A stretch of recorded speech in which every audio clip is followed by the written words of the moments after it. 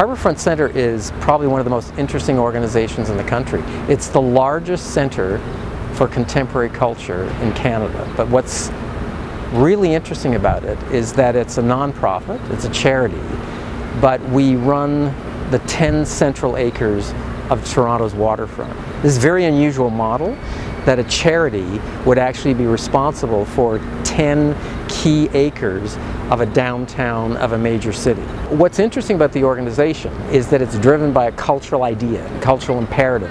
And literally thousands of artists, Canadian artists and artists from all over the world, come here and they create and they put on exhibitions and performances, etc.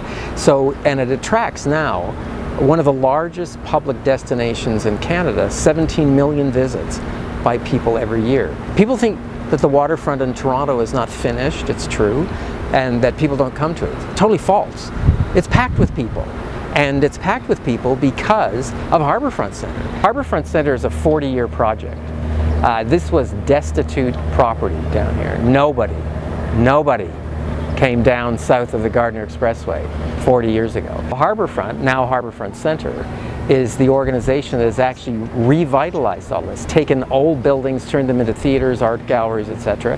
And what we've seen in the last decade is I'm standing here in what was a parking lot for the last 50 years. This was a surface parking lot, and look at it. It's one of the most incredibly scenic views in the city of Toronto. So what this organization, as a charitable organization, has done over the last number of years is to try to raise the money to bring this back for the use of the people. And so that people, it's not for cars, it's for people. So what we've achieved now in 2013 is we've opened 2 major squares. Well, I'm standing in Canada Square. We envisioned this more than 15 years ago while we parked our cars here. And then Ontario Square, which is another square, which is a more active square. So this is a wonderful contemplative place that you can sit, look out to the water in the midst of sequoia trees, and it really gives you an image of Canada. And it's one of the most scenic places in the biggest city in the country. This is important land, important property, and the fact that it's run by a charity is key. The development of all these properties that we're celebrating in 2013, the realization of all this, actually comes out of a vision of 2000.